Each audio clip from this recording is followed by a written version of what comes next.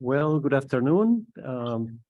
My name is Alberto Vargas. I would like to welcome all of you, ones who are joining us virtually and the ones here in 206 Ingram, November 15, 2022. It is my great pleasure to introduce our speaker today, Ruth Conniff. Ruth is an honorary fellow in our program, the Latin American, Caribbean, and Iberian Studies program here, University of Wisconsin in Madison.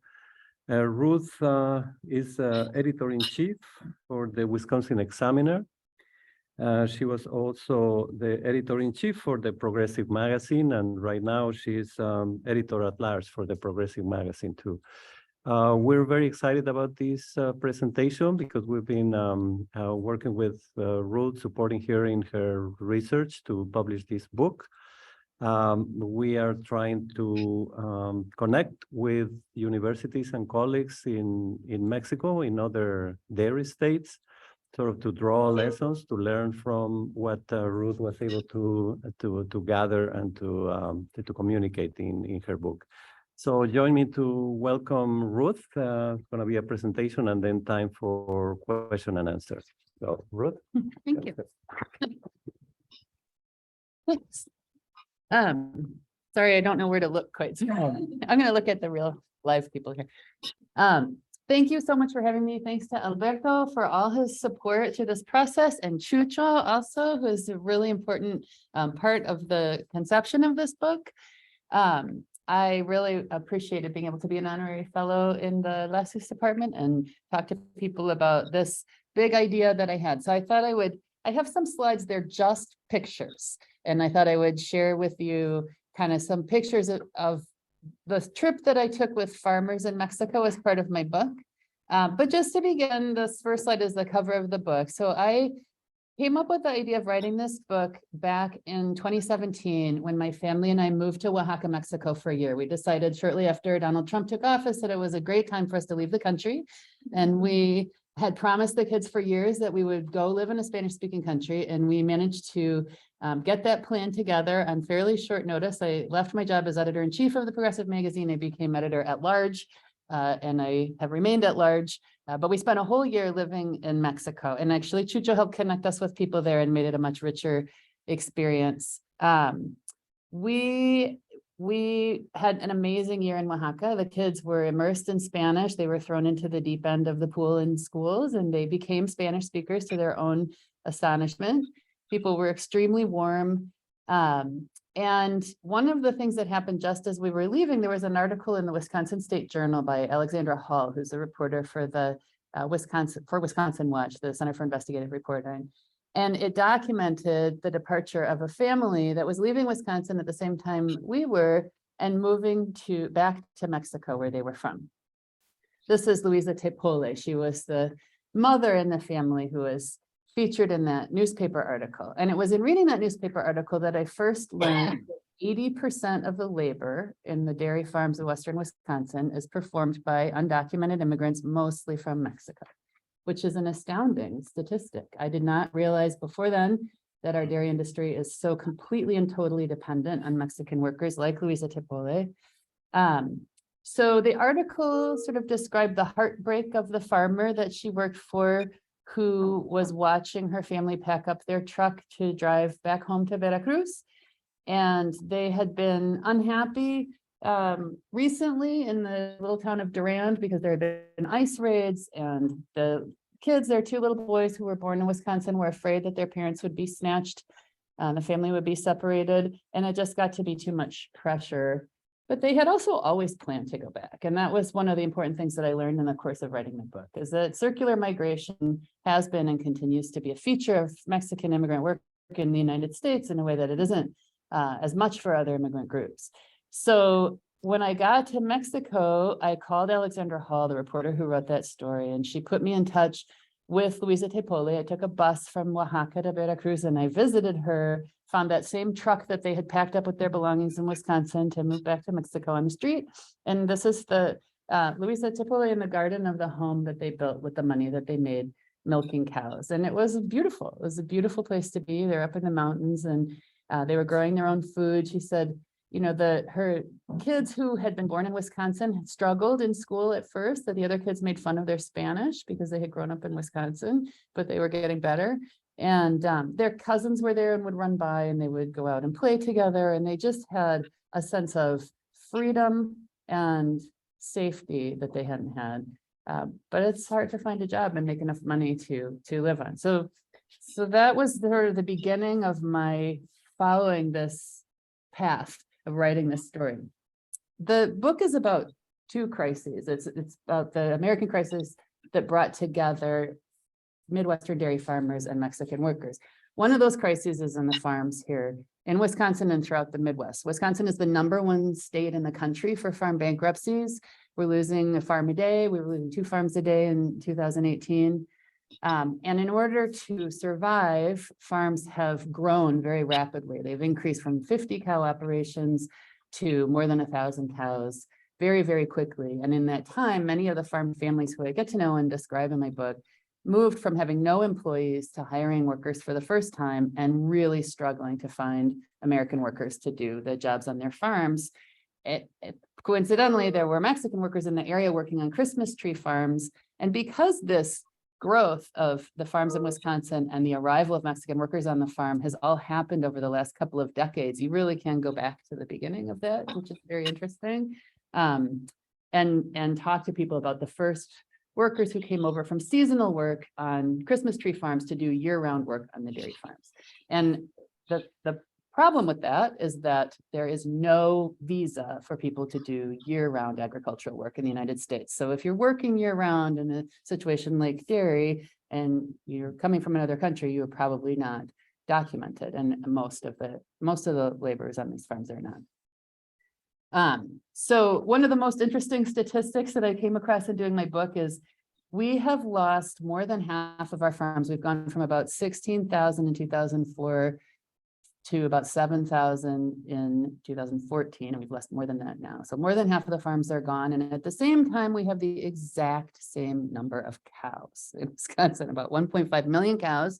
They're no longer out in the fields, these beautiful pictures of sort of how you imagine rural Wisconsin when you're driving through the highways and you see these black and white Holstein cows. There's a lot less of that now. Most of the cows have moved indoors into large operations with indoor pastures.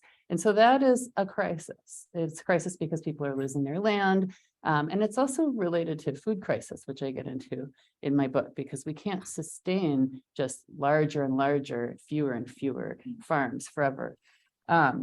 The other crisis, of course, is immigration, which has been described as a crisis, but I really, in writing this book, began to appreciate how misunderstood the role of immigrant labor in the United States is, and how the real crisis would be if the walls worked and these workers could not come here. The dairy industry in Wisconsin would immediately go belly up. There's no way it could continue to be sustained without 80% of its workforce. So these farmers, and this is a picture of a trip that I took with the farmers in 2019 to visit their workers' families in the mountains of Veracruz, and bumping along in a van that was driven by this guy on the left of the photo, Stan Linder, who's gone every year since 2001 and driven around on these little rural roads. The route changes depending on which farmers go on the trip, because they visit specifically the families of their workers who are back home in the United States. These farmers understand that the idea of replacement theory, which our own Senator Ron Johnson has promoted, that somehow immigrants are coming to steal American jobs, is absurd. They couldn't find, and tried very hard to find American workers to do the jobs that they are hiring Mexican workers to do now. Here's a picture of the whole group on that 2019 trip, visiting the homes that their workers have been building. One of the things that has happened over the course of the last couple of decades with the militarization of the border, people are staying in the United States for longer and longer stints. So ironically, actually, we have more undocumented people staying in this country for longer because it's so expensive and dangerous to cross back and forth across the border. But there's still this big emphasis on building something back in Mexico. For the workers that I talked to, almost all of them intend to go back, even if it's after a decade or 2 decades. They're sort of living their life here temporarily, sending home money, building businesses, building homes. This is Stan handing out gifts from the workers who are currently on the farms up here on this trip, which is an annual trip, bringing gifts to relatives back in Mexico, and then he drove gifts the other way as well. These trips were started by a woman named Shawn Duval, who's a Spanish teacher, high school Spanish teacher in Alma, Wisconsin, really warm person. And she got a phone call from the UW Extension agent in her area asking if she would travel around to farms and translate, because there were so many farmers hiring Mexican workers and they didn't speak Spanish. And so she worked as an interpreter for a while on about 30 farms. And then she created a Spanish class for the farmers at night in the school that she worked in Alma. And she also did English classes for workers. And there wasn't great attendance at those classes. So she had the brainstorm of taking the farmers for a Spanish immersion program in Cuernavaca for a week. And she flew a group of farmers down to Cuernavaca. They spent a week trying to learn Spanish. And then they had a free weekend and they decided that they would try to visit with some of the family members of their workers. And they went to a hotel in Orizaba, and a lot of these workers' families and mothers and fathers and siblings came down out of the mountains and visited with them. And they found it an incredible, stunning experience. And the trip since 2001 has been really a trip just to connect people and visit those families. This is Fatima Tepole, and this is the papeleria that she built with the money that she made milking cows in Minnesota. When I visited it, I talked on her cell phone to the farmer in Minnesota who she stays in touch with, and he talked about how grateful he was to her for the work that she did on his farm and how impressed he was with the business that she had built back in Mexico, which is very typical. There are a lot of small businesses that have been started by folks who were milking cows up here. This is Blanca Hernandez and her brother Mariano and her sister-in-law.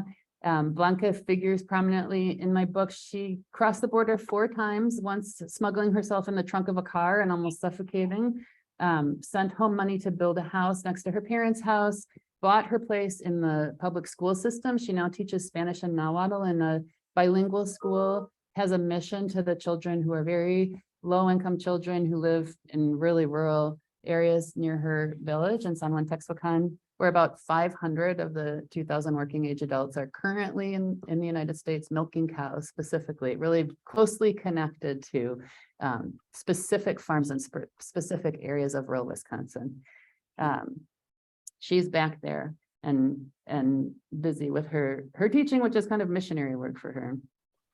This is John Rosenau admiring one of the houses that is being built in this village where a lot of his workers have come from. And his comment was he knew that people sent money home, he had heard that, but until he went and saw it himself, he could not believe it. And he sort of overwhelmed by how entrepreneurial his workers are, how they've had a plan for a long time to build businesses. And there are a variety of them. There's a guy who has a couple of cell phone stores. There's another guy who has a tomato business in this town. And John has now made a habit of going back for the last 20 years and seeing the businesses grow, seeing the houses change, the roads come in, the school will be built. This is John at his employee Marco's home. These are Marco's parents. When we visited, we were trailed by a PBS NewsHour crew that was doing a little film on the farmers' visits to Mexico, and they interviewed this family. The father burns wood to make charcoal. He had spent a little time in the United States, but wasn't able to get back in after his first stint here. And their son Marco was the youngest of 10. He has some younger siblings now. Since this trip in 2019 and that PBS NewsHour special, which you can view online, he has built them a completely new house, and he's also built himself a house next door. And he's still working on John's farm. This is a scene that I describe in the book. Carrie Schultz, who's in the middle of this picture, is not a farmer. Actually, she is a member of a Lutheran congregation in Minnesota, but she had befriended some dairy workers who attended the church and lived in the area and wanted to come on this trip. She heard about it. So she came on the trip and she met this woman, Gabby, in the black t-shirt, whose children are working in Minnesota and who has never met her grandchildren. And Gabby and her relatives gave Carrie this traditional blouse from the village where they live to thank her for being a grandmother to the grandchildren that Gabby hasn't been able to see. It was a very touching kind of moment.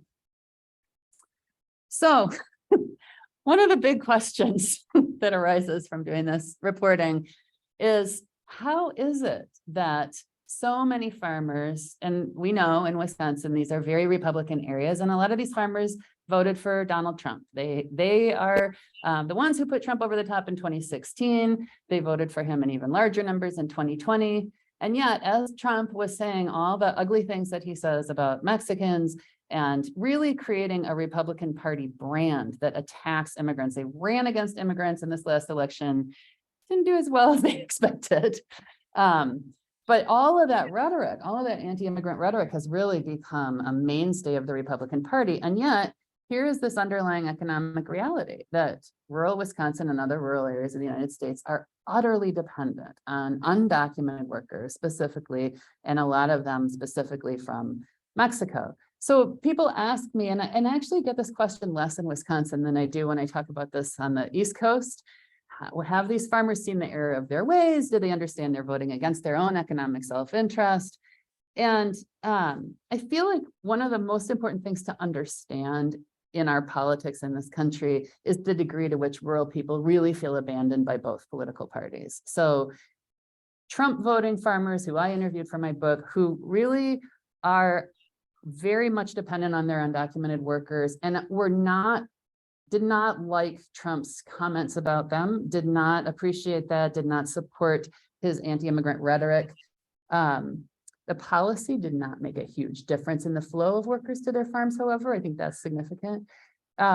They still felt that they felt so abandoned by both political parties, and so much like nobody in power really cared about them or rural issues, that they hoped that Trump as an outsider was going to shake up the system and change everything. And I think that's partly a product of feeling pretty far away from national politics and having an arm's length relationship with national politics to begin with, and partly the reality. And one of the main crises that has brought together these two groups of rural people in Mexico and the United States was NAFTA and other global trade agreements, which really wreaked havoc with people who are trying to farm on a smaller scale. So selling food as a global commodity is really different from providing food to a local food economy.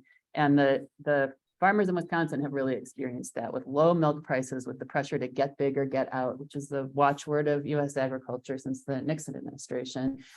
They have really been under the gun and really suffering.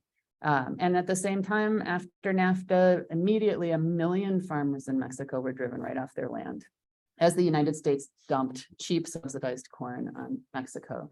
So there is kind of an interesting commonality there, that you have two groups of rural people who are under the same pressures from global economic forces outside their control, and also who have some similar background, an agrarian background. As John Rosenau described it, these are agrarian people. They consider farm work honorable, where most Americans do not consider farm work honorable. A sense of, pride in, bucking circumstances and hard physical work and being connected to the land. So it's interesting to hear people describe those values that they have in similar words. In my book, I end up going into this issue of the global economy and the food system, and how attenuated our food system has really become. And actually recently, the Biden administration has been trying to take some steps. Tom Vilsack, the agriculture secretary, was here in Wisconsin talking about trying to rebuild local meat processing plants. We need to restore local dairy processing plants in Wisconsin. And we saw during the pandemic how that very stretched out food system is extremely vulnerable. So there were farmers euthanizing their animals because there was one processing plant, all the workers had COVID, it shut down, and yet grocery store shelves were empty. So in my book, I spend a little time talking to people about their efforts to restore a sustainable, smaller scale food system in Wisconsin and nationally and even internationally. And I think that is clearly one of the big takeaways from the book. I go to the largest dairy farm in the United States, which is this place. It's called Fair Oaks Farms. It's in Indiana. There are 36,000 cows being milked, and it's kind of a factory farm funland. You can take a bus and you can see a calf being born around the clock anytime. You can see piglets being born.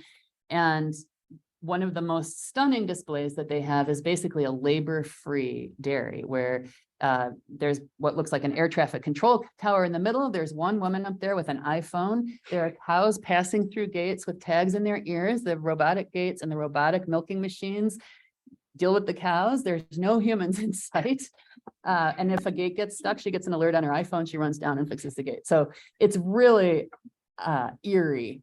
It's a really eerie vision of a mechanized future in which humans are basically not necessary at all. And then from there, I drove down to Kentucky to see Wendell Berry, who's sort of the great poet and essayist of rural America, and heard him talk about sort of his sense of what it means to restore an agrarian ethic and care for the land. And there's a, did I get to the end? I believe so. I think I had one more. That's the ones that. Yeah, I don't know, I didn't get to there. Well, it's just a beauty shot. I have a beauty shot at the end. I spoke to a guy named Luis Rey, who's an economist in Oaxaca, who tells this great anecdote about a Western economist, a US economist coming to visit Oaxaca, interviewing shopkeepers in Oaxacan villages and declaring excitedly to Luis Rey that he had discovered the root cause of poverty in southern Mexico. It was a lack of ambition on the part of the people, because he had interviewed these shopkeepers and he had asked them, you know, what was their dream? Did they want to own 2 shops? Did they want to have the biggest shop in town? Did they want to drive other people out of business? And that was completely contrary to sort of the communal ethic of these villages. And he got a lot of the same answer, which was no, I'm happy with what I have. You know, it's enough. My neighbors wouldn't like it if I got too big, it would seem greedy.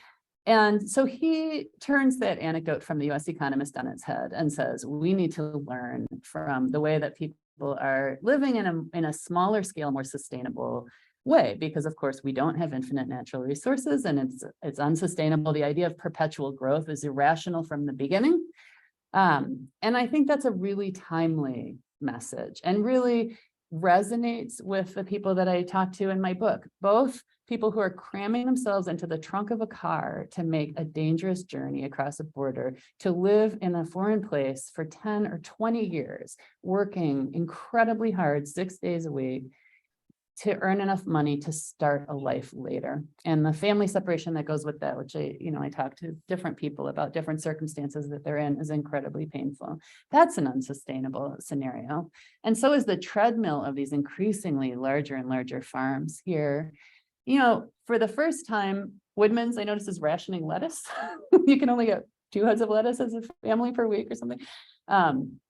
There is going to come a point where we recognize that we need food and that rural issues are not this sort of separate issue with these benighted people that need to understand that they should vote like urban Democrats. The rural issues are all of our issues, and the food system is one of the most fundamental problems that we could possibly confront. So I feel like there is a piece of that in this book that I think is very interesting, and I hope to explore it more.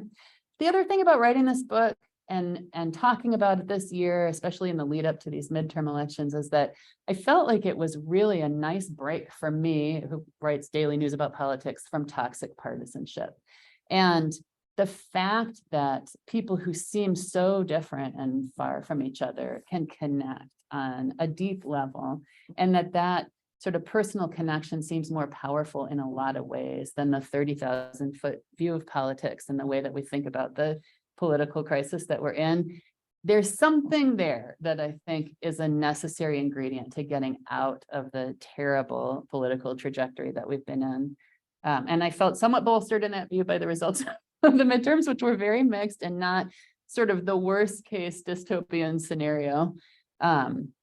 So yeah, I feel like it's just a very interesting, and it's not going away, this relationship between undocumented immigrants, particularly from Mexico, who are propping up our Midwestern economy. So I'm happy to talk about more aspects of the book or anything else that you guys want to talk to, but that's about it for my formal presentation.